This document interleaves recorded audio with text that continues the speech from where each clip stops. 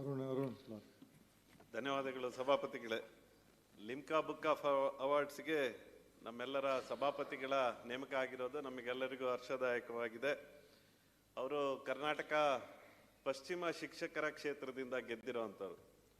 ನಮ್ಮ ತಂದೆಯವರು ಪದವೀಧರ ಕ್ಷೇತ್ರದಿಂದ ಗೆದ್ದಾಗ ನಾನು ಅದನ್ನು ಕಳೆದ ಒಂದು 20 ವರ್ಷಗಳಿಂದ ನೋಡ್ಕೊಳ್ತಾ ಬಂದಿರೋದೇನು ಅಂದರೆ, ಪದವೀಧರ ಕ್ಷೇತ್ರದಿಂದ ಗೆಲ್ಲೋದೊಂದು ಸ್ವಲ್ಪ ಕಷ್ಟ. ಯಾಕಂದರೆ ಪದವೀಧರು ತುಂಬ ಜಾಸ್ತಿ ಇರ್ತಾರೆ, ಶಿಕ್ಷಕರು ಕಡಿಮೆ ಜನ ಇದ್ರೂ ಗೆದ್ದಾದ್ಮೇಲೆ ಪದವೀಧರ ಕ್ಷೇತ್ರದಿಂದ ಈಸಿ.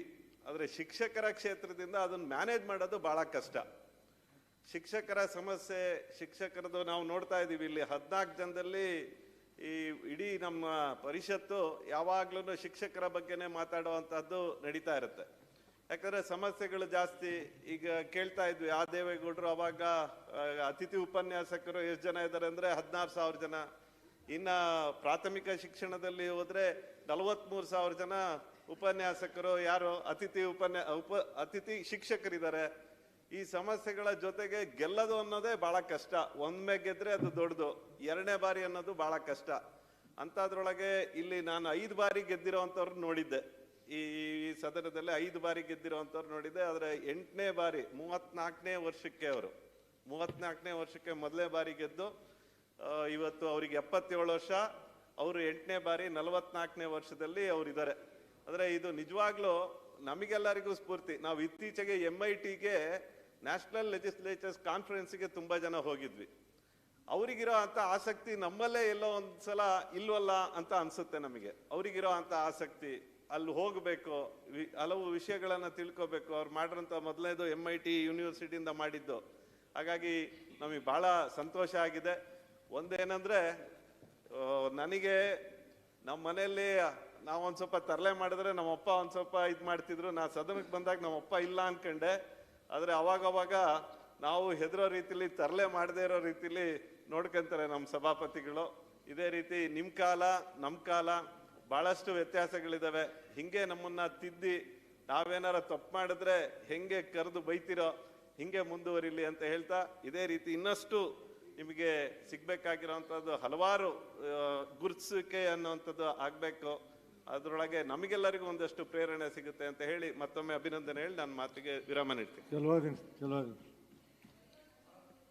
ಮಾನ್ಯ ಸಭಾಪತಿಗಳೇ, ಹೆಚ್ಚು ಸಮಯ ತಗೊಳ್ಳೋದಿಲ್ಲ. ಇಡೀ ರಾಷ್ಟ್ರದಲ್ಲಿ 3 ಜನರು ಲಿಮ್ಕಾ ಬುಕ್ ಆಫ್ ರೆಕಾರ್ಡ್ಸ್ಗೆ ಹೋಗಿದ್ದಾರೆ ಅಂತೇಳಿ ಮಾನ್ಯ ಸದಸ್ಯರಾಗಿರ್ತಕ್ಕಂಥ ಹರಿಪ್ರಸಾದ್ ಅವರು ಹೇಳಿದರು. ಅವರು ಪ್ರಸ್ತಾಪ ಮಾಡಿದಾಗ ನನಗೆ ಬಹಳ ಖುಷಿ ಆಯಿತು. ತಮ್ಮಂಥವರ ಇದರಲ್ಲಿ ಕೂಡ ನಾವು ಸದಸ್ಯರಾಗಿ ಈ ಸದನಕ್ಕೆ ಬಂದಿದ್ದೀವಲ್ಲ, ಆ ಖುಷಿ. ನಮಗೂ ಕೂಡ ಸಾಧನೆ ಮಾಡಬೇಕು ಅಂತಕ್ಕಂಥ ಬಂದಿದ್ದಿದೆ. ನಾನು ಕೂಡ 78, 79ರಲ್ಲಿ ರಾಜಕಾರಣ ಮಾಡಬೇಕು, ಹೀಗೆ ತಮ್ಮಂತೆ ನಾವು ಕೂಡ ಸಾಧಕರಾಗಬೇಕು ಅಂತೇಳಿ ಬಂದ್ವಿ. ಆದರೆ ನಾವು ಬಹಳ ಕುಂಟತಾ ಇಲ್ಲಿವರೆಗೆ ಬರಲಿಕ್ಕೆ 44 ವರ್ಷ ಆಯಿತು. ಭಾಳ ಕಷ್ಟಪಟ್ಟು ಬಂದೆ ಇಲ್ಲಿಗೆ. BJPಗೆ ಬರೆದಿದ್ರೆ ಇಲ್ಲಿಗೆ ಬರ್ತಾನೆ ಇರಲಿಲ್ಲ ನಾನು. ಅಂಥ ಪರಿಸ್ಥಿತಿಯನ್ನೆಲ್ಲ ಎದುರಿಸಿದ್ದೀವಿ. ಅದೇ ಇರಲಿ, ತಮ್ಮ ವಿಷಯ ಮಾತಾಡುವಾಗ ಇಲ್ಲಿ ಯಾವುದು ರಾಜಕೀಯ ಬೆರೆಸಿ ಮಾತಾಡೋ ಅವಶ್ಯಕತೆ ಇಲ್ಲ. ಎಲ್ಲರೂ ಕೂಡ ರಾಜಕೀಯವನ್ನು ಬಿಟ್ಟೇ ಮಾತಾಡಿದ್ದಾರೆ. ನಾನು ಕೂಡ ಅದನ್ನೇ ಮಾಡ್ತೀನಿ. ಆದರೆ ತಮ್ಮಿಂದ ಕಲಿಯತಕ್ಕಂಥದ್ದು ಬಹಳ ಇದೆ. ನಾವು ಶಿಕ್ಷಕರಾಗಿ, ಹೌದು ನಿಜ,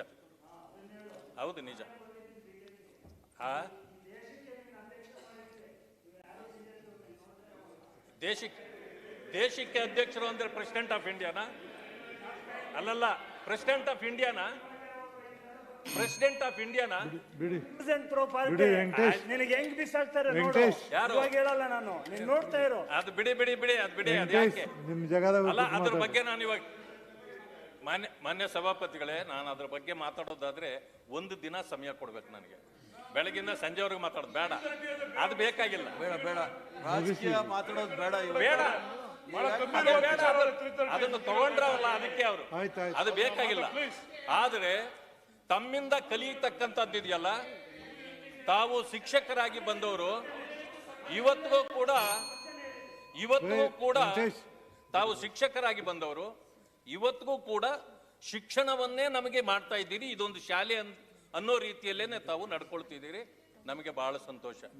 ಆದರೆ ತಮಗೆ ಸಿಕ್ಕಿರ್ತಕ್ಕಂಥ ಈ ಗರಿಮೆ ಇಡೀ ರಾಜ್ಯಕ್ಕೆ ಒಂದು ಗರಿಮೆ ಅಂತೇಳಿ ನಾನಂತೂ ಭಾವಿಸ್ತೇನೆ. ಆದರೆ ತಮ್ಮಲ್ಲಿರ್ತಕ್ಕಂಥ ಗಟ್ಟಿತನವನ್ನು ಕೂಡ ನಾವು ಹೇಳಲೇಬೇಕಾಗ್ತದೆ. ಒಂದು ಸಾರಿ ಎಸ್.ಎಂ. ಕೃಷ್ಣ ಸಾಹೇಬರು ಮುಖ್ಯಮಂತ್ರಿಗಳಿದ್ರು, ಡಾಕ್ಟರ್ ಜಿ ಪರಮೇಶ್ ಅವರು ಆವತ್ತು ಉನ್ನತ ಶಿಕ್ಷಣ ಸಚಿವರಿದ್ರು. ಆ ಸಂದರ್ಭದಲ್ಲಿ ಮಾನ್ಯ ಹೊರಟ್ಟಿ ಸಾಹೇಬರು ಬಂದ್ರು. ನಾನು ಅವರು ಎಲ್ಲೋ ಹೋಗ್ಬೇಕಾಗಿತ್ತು, ಪರಮೇಶ್ ಅವರು ನಾವು. ಆದರೆ ಹೊರಟ್ಟಿ ಸಾಹೇಬರು ಒಂದು ಲೆಟರ್ ಕೈಯಲ್ಲೇ ಇಟ್ಕೊಂಡು ಬೇಗ ಬೇಗ ಬೇಗ ಅಲ್ಲಿ ಬಂದ್ರು. ಬಂದ ತಕ್ಷಣ ಇವ್ರಿಗೆ ಸಮಯ ಆಗಿದ್ದರಿಂದ ಪರಮೇಶ್ವರ್ ಅವರು ಮತ್ತೆ ಸಿಗ್ತೇನೆ ಅಂತೇಳಿ ಗಾಡಿಯಲ್ಲಿ ಕುಳಿತು ಬಿಟ್ರು. ಕುಳಿತ ತಕ್ಷಣ ಒಂದು ಮಾತು ಹೇಳಿದ್ರು ಅವರು, ರೇ ನಾನೊಬ್ಬ MLC ಬಂದಿದ್ದೀನಿ, ನನ್ನನ್ನು ಏನ್ ಕೇರ್ ಮಾಡ್ದಿರ ಹೋಗ್ತಿದ್ದೀರಲ್ಲ, ಎಷ್ಟು ದಿನ ರೀ ಮಂತ್ರಿ ಇರ್ತೀರಿ ನೀವು? ಇನ್ನು 6 ತಿಂಗಳು ಆಮೇಲೆ ನಾನು ಮಂತ್ರಿ ಇರ್ತೀನಿ ನಿಮ್ಮ ಜಾಗದಲ್ಲಿ ಅಂದ್ರು. ಬರೇಪ್ಪ ಏನಪ್ಪ ಇವರು ಈಗ ಈ ತರ ಎಲ್ಲ ಮಾತಾಡ್ತಾವ್ರೆ ಮಂತ್ರಿಗೆ ಅಂತ ಅನ್ಕೊಂಡೆ. ಆದ್ರೆ ಪರಮೇಶ್ ಅವರು ತಳಗಡೆ ಇಳಿದ್ಬಿಟ್ರು. ಏನು ಹೇಳಿ, ನಾನು ನನ್ನ ಕೆಲಸಕ್ಕೆ ಬಂದಿಲ್ಲ, ಶಿಕ್ಷಕರು ಸಮಸ್ಯೆಯಲ್ಲಿದ್ದಾರೆ ನೋಡಿ, ಈ ಪಟ್ಟಿ ನೋಡಿ, ಅವ್ರಿಗೆ ಆಗಿರೋ ಸಮಸ್ಯೆ ಪರಿಹಾರ ಮಾಡೋಕ್ಕಾಗುತ್ತಾ ಮಾಡಿ, ಇಲ್ಲ ಅಂತಂದ್ರೆ ಇಲ್ಲ ಅಂತೇಳಿ ನಾಳೆ ಬನ್ನಿ ಅನ್ಬೇಡಿ ಅಂದ್ರು. ನಾನು ನೋಡ್ತಾ ನಿಂತಿದ್ದೆ. ಅವ್ರು ಅಲ್ಲೇ ಬರೆದ್ರು, PN ಕರೆದು ನೋಡಪ್ಪ ಇದು ಇವತ್ತೇ ಆಗಬೇಕು ಇದು ಅಂತೇಳಿ. ಅಂಥ ದೊಡ್ಡ ಸಮಸ್ಯೆ ಏನಿಲ್ಲ, ಅಷ್ಟು ಗಟ್ಟಿಯಾಗಿ ಮಾತಾಡಿದ್ರು. ಆದರೆ 6 ತಿಂಗಳಿಗೆ ಅವ್ರು ಮಂತ್ರಿ ಆಗಿಬಿಟ್ರು. ಮತ್ತೆ ಇದು ಅವರ ಗಟ್ಟಿತನ. ಈ ರೀತಿಯ ಗಟ್ಟಿತನ ಎಲ್ಲರಿಗೂ ಬರಬೇಕು. ನಾವು ಇಷ್ಟೊತ್ತು ನಮ್ಮ ಉಮಾಶ್ರೀ ಅಕ್ಕ ಎಲ್ಲ ಹೇಳಿದ್ರು, ಬಹಳ ದೊಡ್ಡ ದೊಡ್ಡ ಜನರಿದ್ರು. ನಾವು ಬಂದ ತಕ್ಷಣ ನೋಡಿದ್ರೆ ಅವತ್ತು ನಾವು ಮಿಣುಮಿಣಕ್ಕಂತ ಬಿಟ್ಟು ನೋಡ್ಬೇಕಾಗಿತ್ತು. ಯಾಕಂತಂದ್ರೆ ಬಹಳಷ್ಟು ದೊಡ್ಡ ದೊಡ್ಡ ಸದಸ್ಯರು ಇಲ್ಲಿ ಬಹಳ ಮಾತಾಡ್ತಿದ್ರು ಅಂತ. ಈಗ ಬಂದಾಗ ನನ್ನ ಸ್ಟ್ಯಾಂಡರ್ಡ್ಗೆ ಇದ್ದಾರೆ ಎಲ್ಲ, ನಾವೆಲ್ಲ ಒಂದೇ ಸ್ಟ್ಯಾಂಡರ್ಡ್ ಇದ್ದೀವಿ ಹೆಚ್ಚು ಕಡಿಮೆ. ಆದ್ದರಿಂದ ನಿಮ್ಮಂಥವರು ನಮಗೆಲ್ಲ ಮಾರ್ಗದರ್ಶಕರಾಗಬೇಕು. ನಾವೆಲ್ಲರೂ ಕೂಡ ಇಲ್ಲಿ ಅಣ್ಣ ತಮ್ಮಂದಿರ ರೀತಿ, ಅಕ್ಕ ತಂಗಿಯರ ರೀತಿ ಬೆರೆತು ಹೋಗ್ತಕ್ಕಂಥದ್ದು. ರಾಜಕೀಯ ಬರ್ತದೆ ಹೋಗ್ತದೆ, ಅದಕ್ಕೆಲ್ಲ ತಲೆ ಕೆಡಿಸ್ಕೊಳ್ಬಾರ್ದು. ಆದರೆ ತಮ್ಮಂಥವರ ಮಾರ್ಗದರ್ಶನ ನಮ್ಮೆಲ್ಲರಿಗೂ ಮುಖ್ಯ. ತಮಗೆ ಇನ್ನಷ್ಟು ಆಯುಷು ಆರೋಗ್ಯ ಕೊಡಲಿ. ಯಾಕಂದರೆ ನೀವು ದೈಹಿಕ ಶಿಕ್ಷಕರಾಗಿ ಬಂದವರು, ಈಗಲೂ ಕೂಡ ದೈಹಿಕವಾಗಿ ಇದ್ದಿರಿ ತಾವು. ಇನ್ನೂ 1-2 ಎಲೆಕ್ಷನ್ ಬೇಕಾದ್ರೆ ನಿಲ್ರಿ, ಏನು ತೊಂದರೆ ಇಲ್ಲ. ಇನ್ನಷ್ಟು ತಾವು ವರ್ಲ್ಡ್ ರೆಕಾರ್ಡನ್ನು ಮಾಡ್ರಿ. ನಾನು ಸದೃಢರಾಗಿದ್ದೀರಿ, ದೈಹಿಕವಾಗಿದ್ದೀರಂದ್ರೂ ಏನು ತಪ್ಪೇನಿಲ್ಲ. ಸದೃಢರಾಗಿದ್ದೀರಿ, ಆರೋಗ್ಯವಾಗಿದ್ದೀರಿ. ಇನ್ನೂ 1-2 ಎಲೆಕ್ಷನ್ನು ನಿಲ್ರಿ, ಗೆಲ್ರಿ, ಇನ್ನೂ ರೆಕಾರ್ಡ್ಗಳನ್ನು ಮಾಡ್ರಿ. ಇದನ್ನ ಪ್ರಸ್ತಾಪ ಮಾಡಿದ್ದಕ್ಕೆ ಹರಿಪ್ರಸಾದ್ ಅವ್ರಿಗೂ ನಾನು ಧನ್ಯವಾದಗಳನ್ನು ತಿಳಿಸ್ತಾ, ತಮಗೆ ಆಯುಷ್ಯು ಆರೋಗ್ಯ ಸಿಗಲಿ ಅಂತೇಳಿ ಹಾರೈಸ್ತಾ ನಾನು